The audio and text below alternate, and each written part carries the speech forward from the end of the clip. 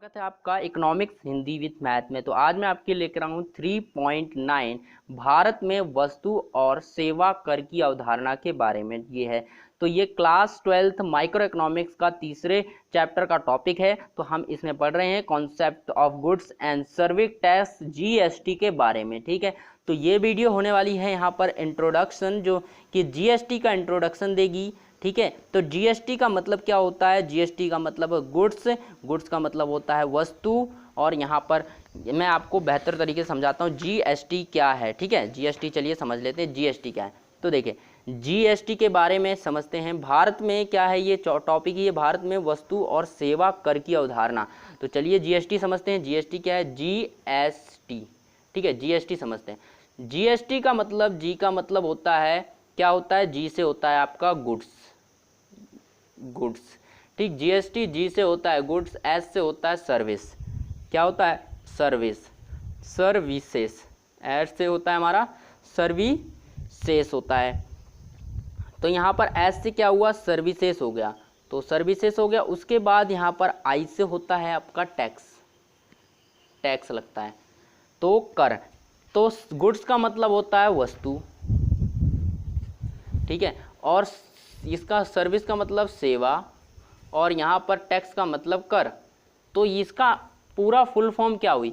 अब आपसे कोई पूछ ले कि जीएसटी की फुल फॉर्म क्या होती है, तो आप क्या कहेंगे? जीएसटी की full form G for goods service tax.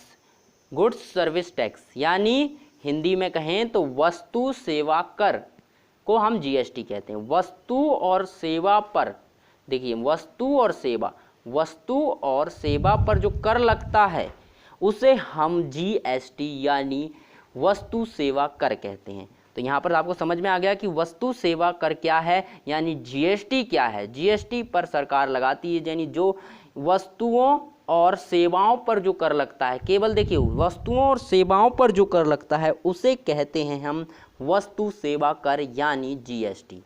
तो आई होप यहाँ पर आपको समझ में आया होगा कि जो है जीएसटी किस पर लगता है। एक प्रकार से कर होता है जो कि सरकार के खाते में जाता है, जो है सरकार को देना पड़ता है। ठीक है, तो यहाँ पर वस्तु और सेवाओं पर लगता है ये। ठीक, अब चलिए देखते हैं कि जीएसटी द्वारा प्रतिस्थापित किए गए कर। देखिए क्या होता था पहले, जब जीएसटी नहीं आता था तो बहुत सारे जो है कर लगे हुए थे। वस्तु कर जो है, निर्माण कर, सीमा शुल्क कर, तो अन्य प्रकार के बहुत सारे कर लगे हुए थे। तो उससे क्या होता था, लोगों को वो कर चुकाने में और बहुत सारी जो है कन्फ्यूजन होती थी, जो है बहुत सारे कर चुकाने पड़ते थे। तो इसीलिए उन सभी समस्याओं को, यानी उन सभी समस्याओं को समाधानित करने के लिए, यानी उन सभी समस्याओं का हल करने के लिए सरकार ने क्या किया? जीएसटी नामक कर का निर्माण कर दिया। जीएसटी नामक कर जो है जारी किया गया। इस कर में जो है, इसका नाम है गुड्स सर्विस टैक्स। और ये कर क्या करता है? अन्य करों को स्थापित कर दिया इसने, क्योंकि इसके अंतर्गत जो है सभी गुड्स, सभी वस्तुएं और सभी जो है सेवाएं सम्मिलित होती हैं। और सभी सेवाओं और जो है वस्तुओं पर जो कर लगता है उसे हम जीएसटी अब कहते हैं। पहले अनेक कर होते थे, जैसे कि उत्पादन शुल्क, यानी कोई भी चीज़ उत्पादित की गई, बनाई गई, उस पर कर लगा दिया गया। सेवा कर, सेवा पर कर लगा दिया गया। राज्य मूल्य वृद्धि कर, राज्य की मूल्य में वृद्धि हो रही है तो उस पर कर लगा दिया। तो अनेक प्रकार के ऐसे कर होते थे। तो उन करों को प्रतिस्थापित करने के लिए, यानी बदलने के लिए यहाँ पर जीएसटी का प्रयोग किया गया। तो जीएसटी क्या है? एक समाहित कर है, यानी जो है सारे करों को अपने अंदर समाहित करती है। अगर जीएसटी लग गया तो समझो ये वाला कर, सेवा कर और राज्य मूल्य वृद्धि कर, सभी प्रकार के जो है कर यहाँ पर सम्मिलित हो जाते हैं। तो ये है इस जीएसटी का फ़ायदा। क्यों? यहाँ पर जीएसटी ने प्रतिस्थापित किया उत्पादन शुल्क कर को, सेवा कर को और मूल्य वृद्धि कर को। उसके बाद देखते हैं जीएसटी के तहत जो है करों के प्रकार, कितने कितने प्रकार होते हैं जीएसटी में, जो हमने देखेंगे अभी इस वीडियो में। तो क्या है जीएसटी में प्रकार? 3 प्रकार से मुख्यतः जीएसटी होती है, लागू होती है। एक तो होती है केंद्र शासित क्षेत्र बिक्री पर। अगर आप देखिए यहाँ पर मैं आपको बताऊँ, यहाँ पर क्या, अगर मान लीजिए मैं एक नक्शा बनाऊँ यहाँ पर भारत, ठीक है, मैं यहाँ पर क्या कर रहा हूँ, यहाँ पर देखिए नक्शा वैसे अच्छा बन नहीं रहा है, तो मैं आपके लिए यहाँ पर ऐसे ही बना के दिखा देता हूँ। तो मैं यहाँ पर जो है ऐसे ही नक्शा बना देता हूँ।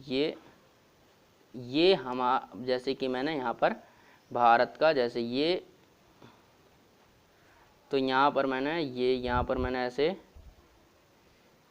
ये, तो जैसे कि ये मैंने भारत का ऐसे नक्शा बना दिया। अब ये भारत का जो नक्शा है, तो यहाँ पर देखिए, यहाँ पर क्या था, एक नेपाल है ना, नेपाल, और यहाँ पर जो है अलग, यहाँ पर भूटान भी है। तो इस तरह से जो है ये क्या है, नेपाल, भूटान, म्यांमार, बांग्लादेश, ये क्या होते हैं, ये हमारे केंद्र शासित प्रदेश। यहाँ पर क्या है, ये क्या है, हमारे पड़ोसी देश हैं। और दूसरे क्या होते हैं, यहाँ पर देखिए केंद्र शासित प्रदेश। केंद्र शासित प्रदेश कौन से होते हैं, जो केंद्र शासित मतलब केंद्र शासित हैं, ठीक है।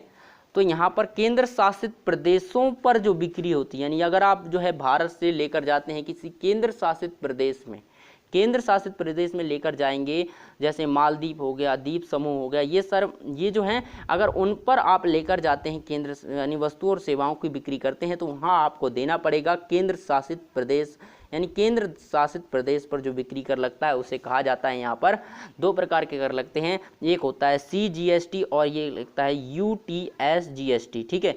अब देखिए CGST और UTGST क्या होता है, ये बाद में हम देखेंगे, पहले देखते हैं अन्य राज्य बिक्री कर, यानी अंतः राज्य बिक्री कर। अंतः राज्य बिक्री कर मतलब होता है जो कि दो राज्यों के बीच, अंतः मतलब दो राज्यों के बीच होता है, यानी वह एक राज्य के अंतर ही होता है, ठीक है। यानी जैसे कि आप मान लीजिए, यहाँ पर समझिए, अच्छे से समझते हैं कि GST जो है अंतः राज्य बिक्री कर कैसे लगता है। अगर मान लीजिए यहाँ पर आप दिल्ली में रहते हैं, ठीक है, यहाँ पर दिल्ली में रहते हैं और बिक्री भी एक ऐसे व्यक्ति, ये व्यक्ति मान लीजिए, ये व्यक्ति क्या करता है, एक व्यक्ति है और ये दिल्ली में रहता है। कहाँ रहता है, दिल्ली। ये व्यक्ति जो है आपको दिल्ली में रहता है और ये जो है एक व्यक्ति और दिल्ली में।